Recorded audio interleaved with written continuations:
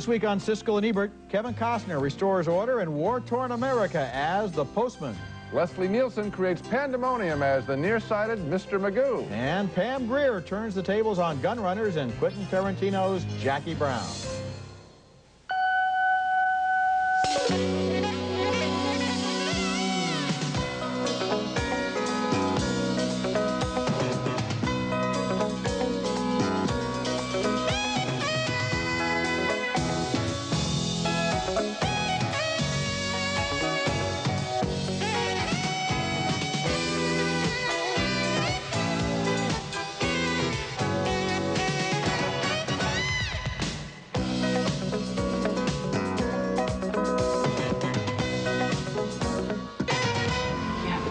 Postman. I saw it back in Pine View. You've given us all back what we've forgotten. Kevin Costner tries to restore hope in post-nuclear America in The Postman, one of 6 big new holiday films we'll be reviewing this week on Siskel and Ebert. I'm Gene Siskel of the Chicago Tribune. And I'm Roger Ebert of the Chicago Sun-Times. Kevin Costner seems to be obsessed with stories where he plays a loner who wanders across a desolate landscape, meeting hostile communities and illuminating their grim lives with his character's heroic vision. He did that formula once as tragedy in Dances with Wolves, then he did it as adventure in Waterworld, and now he does it as farce in The Postman, which plays almost like a satire on the first 2 films. The movie opens in the year 2013, after nuclear war has reduced the American population to a few scattered outposts. Costner puts on the uniform and mailbag of a dead postal carrier and tries to bluff his way into one of the fortified towns by pretending to be there to deliver the mail. Understand that tampering with the mail or obstructing the mail is a federal offense, and furthermore, the Bolin Act requires that you provide all mail carriers with sanctuary and food. You got 3 seconds. Get your ass out of here. Costner tells the residents the U.S. government has been reestablished along with the Postal Service. They're ready to grasp at any straw, and soon he has followers who will risk their lives to deliver the mail. The mailman's more important than the mail. Boy, he's smart. The region is controlled by a fascist military dictatorship led by General Bethlehem, played by Will Patton. He rides roughshod over everyone and senses immediately that the postman is his enemy. I want all mail carriers hunted down.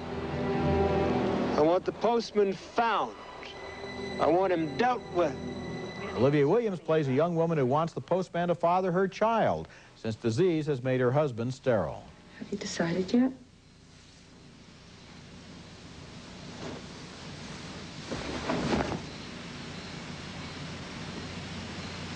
The movie plays like an apocalyptic Western.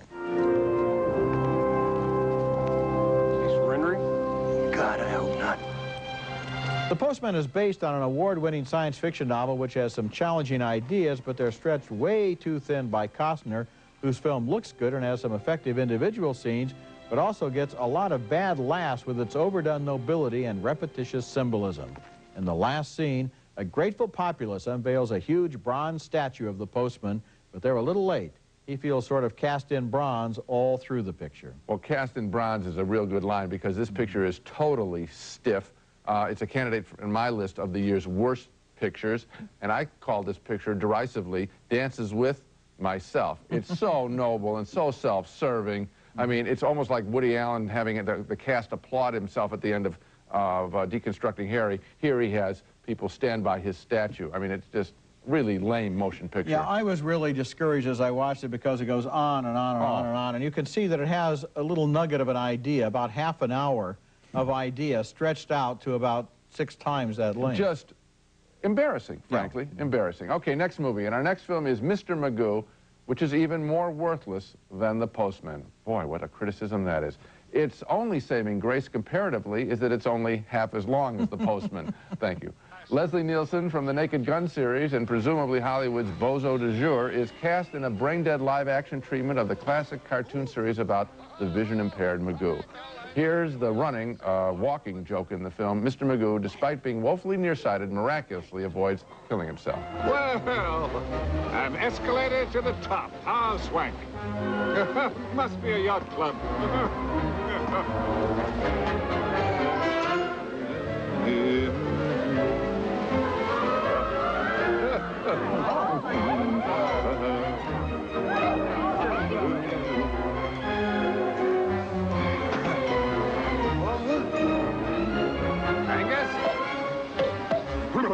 Here's another example. The movie is wall-to-wall with them as Magoo goes skiing on an ironing board, pursued by secret agents who mistakenly think he's stolen the world's most valuable ruby. The women's quarter-class final is about to begin. Ready, set, go! Get back here, you Jezebel!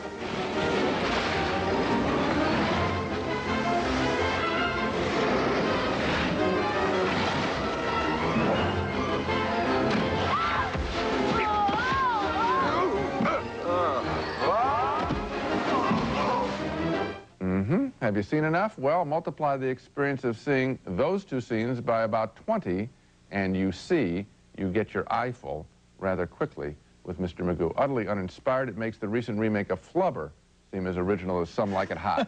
You know, the original Mr. Magoo cartoons were not my favorites. They had one joke. Exactly. He mistook something for something else. Exactly. This goes on for an hour and a half, right, and it's deadly. And then at the end, we get that unbelievable, politically correct apology to the nearsighted. Look, I'm as nearsighted as they come. I'm like 2,500, right? And I never was offended by Mr. Magoo. He's a nearsighted guy. He does the best he can. They go on, well, people who are nearsighted should have an opportunity in the workplace. It's like a big wet blanket thrown on top of the film, which was a wet blanket to begin with. I had more entertainment value laughing derisively at the apology than the jokes in the picture. Yeah. Okay, coming up later in the show, we review An American Werewolf in Paris.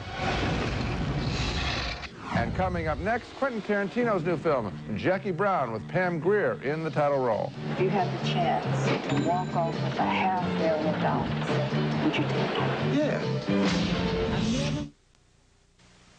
The way I see it, you and me got one thing to talk about. One thing. And that's what you are willing to do for me.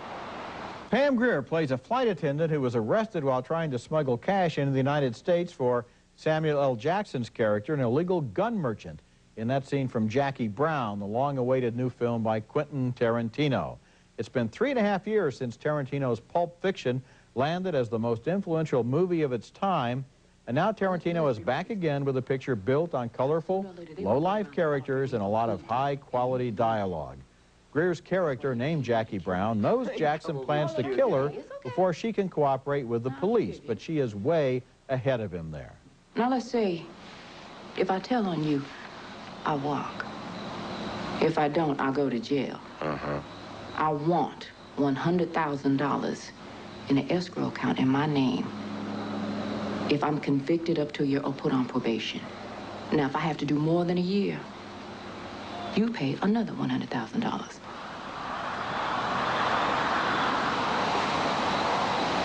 I can do that. Another key character in the movie is a bail bondsman played in a wonderful performance by Robert Forster, who combines understated professionalism with all the weariness of a man who has spent too long doing a job that discourages him. Possession of unregistered machine guns. Yeah. Now, they gonna consider that a violation of his probation? Michael Keaton and Michael Bowen play a federal agent and a local cop who are on Jackie Brown's trail. She sees through them, too, and sets them up as part of her complicated scam, which is designed to save her life and steal the money. You ever seen him sell guns? No. How do you know he sells guns? He told me. Besides, why else would an ATF man be after him? The film is rich with sharply observed characters, including the gunrunner's girlfriend, played by Bridget Fonda, and his ex-con buddy, played by Robert De Niro. Here we go. AK-47, the very best there is. When you absolutely, positively got to kill every mother in the room, except no substitutes. Nothing gets between me and my AK. This here is the Chinese model. I get them for $8.50. Double my money. Grab that for me, would you, baby? No, it's for you. With over 50 Girl, don't make me put my foot in your ass. The AK-47 is the most popular assault rifle in the world. This is the Chinese model. You can tell by the extra rivets running through the Hello, it's for you. And Tarantino's dialogue there certainly owes more than a little to the novelist Elmore Leonard, whose Rum Punch inspired this movie. Jackie Brown shows Tarantino at his best, savoring the words and little details of behavior that make his characters so individual and original and memorable. The movie involves a complicated double cross by Jackie Brown, but it's also about her sweet and understated relationship with the bail bondsman, and in its own quiet way, the chemistry between Pam Grier and Robert Forster is the heart of the movie. Instead of hurtling toward a routine ending like a lot of caper films, Jackie Brown is about the process, not the payoff. This is a film that's too good to be in a hurry. Well, the dialogue is what's so distinctive about Tarantino's work. Frankly, if I had a script, I'd let him take a pass at it. Almost any script, except maybe some 19th century English drama or something. He's that good of a writer. Yes, he is. He's listened, wherever he's been in the world, he's listened very, very well. I also like the fact, when Pam Grier was announced for this project, everyone thought, well, this is going to be his riff on blaxploitation movies. And I suppose with the theme song across 110th Street and all that, there is some of that, but it's a whole lot more than that. It is a sweet love story, as it turns out. And he's just a darn good writer. I'm so pleased to hear what comes out of the character's mouth. And Pam Grier does not play an exploitation character. She plays a tired airline stewardess in her 40s who is about to lose probably the last job that she can get, and is very desperate and is very smart and is thinking very hard. It's a real good performance because Pam Grier actually is much more glamorous in real life than she is in this movie, and more energetic too. It's a performance. Yeah, but in her opening scene, I mean, he's paying a little bit tribute, moving along a conveyor belt at the airport with that great soundtrack coming along. Coming up next, one of the most popular horror films of the 80s is updated with a sequel, An American Werewolf in Paris, when we come back. No, don't!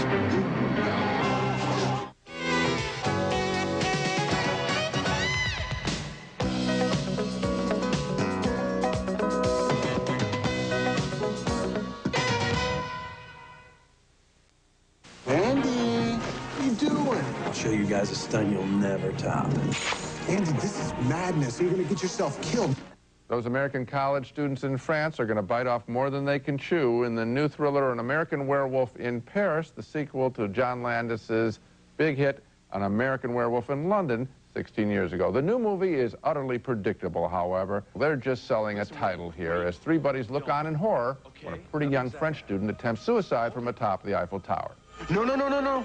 Please, let me help you. Okay.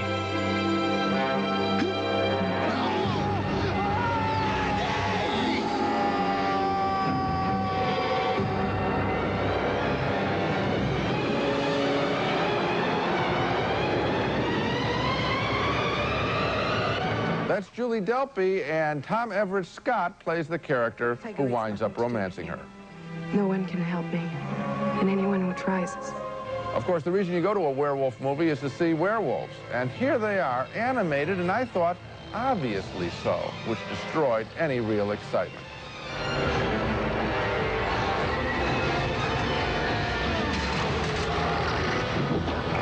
That's bad, obvious computer animation. It doesn't work at all. Boring, the picture is, because of that. No thrills, a complete waste of time. An American Werewolf in Paris. I am with you on this one, Gene. It was a real dead zone as far as motion pictures are concerned, and there isn't even kind of a simplistic plot to draw us through. There were obviously, for example, the Julie Delpy character is supposed to be the child of the characters in the original film, but that's a throwaway, and so is the whole movie as far as I'm concerned. What about the computer? You saw the same thing, Roger. It's blatantly obvious. It's not well done. It's not well done. Not even on a technical basis they can't get it right. When we come back, Nick Nolte and Julie Christie are a couple on the rocks in Afterglow. So, what is your husband doing right now? Same thing as your wife.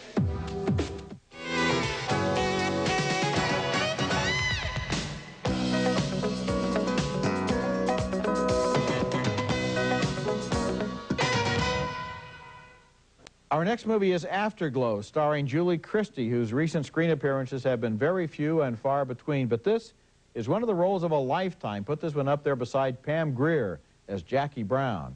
Christie plays a middle-aged former B-movie actress who has abandoned Hollywood and who inhabits a loveless marriage with a contractor named Lucky, played by Nick Nolte. They know each other very well, maybe almost too well. Well, if you don't like the way things are, Phil, you can change it. I mean, it's house rules. You set them. I wasn't complaining. Please don't think I was complaining. I don't. I just sometimes feel a little pang when you're out prowling the Ritz. But hey, what you and your little kittens do in the privacy of their own basket is none of my business. On a job, Lucky meets a housewife who wants only one thing from love, to be pregnant. She's played by Laura Flynn Boyle. You know, I was just on the phone with a friend of mine, and Well, she was saying how hard it is to... Would you like something to drink, Lucky? Later, sure. Well, that's what she was saying, how hard it is to meet people and just have a drink, no strings attached. The Christie character discovers her husband and the other woman in a bar and watches secretly. Say one another drink? No, thank you. Make that a double. You want to go then? I forgot to bring my tools down from the apartment. Now remember this. Rule number 1. Always bring your tools home. And the deeper irony there is that Christie is in that bar to meet a man and doesn't know the man is the husband of the woman her husband is fooling around with. So the couples trade partners without knowing it, and the film is about how the new arrangement may be even more unsatisfactory than the old one. Afterglow is one of those bittersweet offbeat films that depends for its force on the strength of the performances. It has 4 good ones, but Julie Christie brings a special poignancy to the role of an actress who wonders sometimes why she was ever in the movies in the first place. Roger, I like the these are some of my favorite actors. Yeah. And one who doesn't get enough praise, I think, is Lara Flynn Boyle. I picks good projects. I just didn't care for this picture, really. It seemed to me the switching, that did seem predictable to me. The payoff, as you mentioned, is a little bit different. I haven't liked an Alan Rudolph film, in the director here, in a long, long time. I just felt this was so precious and forced in a way. I almost would have rather seen one couple. I know the story is 2 couples. I would have almost followed. It's just... You know, I like Alan Rudolph because it seems to me that his films are alive, that you can't really tell what twists and turns they're going to take, and there are little quirky touches. It's not just kind of broad melodramatic storytelling. It isn't, but quirky is the right word for it, and it's too many quirks. Everybody has a quirk in his pictures in the last decade, and I'm tired of it. Coming up next, right in time for the holiday vacation, a family film called The Education of Little Tree.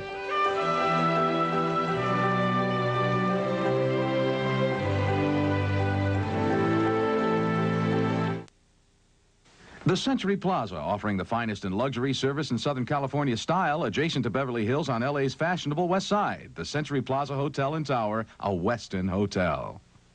Our next film, The Education of Little Tree, caught me totally by surprise with its fascinating story of an 8-year-old boy whose parents died during the Great Depression. He is then sent to live with his grandparents, his grandmother is Cherokee, in the beautiful, strikingly beautiful backwoods of East Tennessee. There's all kinds of dying, Little Tree. I've seen people down Settlement walking around like you or me, but they just as good as dead. Because they spent their lives in meanness and greed. And the spirit inside of them went and shrunk down to no more than the size of a pea. Because the only way to make your spirit big is to work on it. The cast includes Joseph Ashton as the boy and the marvelous actor James Cromwell, the Oscar-nominated farmer in Babe, as his grandfather. Just kind of let her fall. See now, that there mall has got enough weight on top of her to split that pine just like a... Adapted and directed by Richard Friedenberg, The Education of Little Tree really honors its setting and Indian customs. Little Tree, this here's Willow John.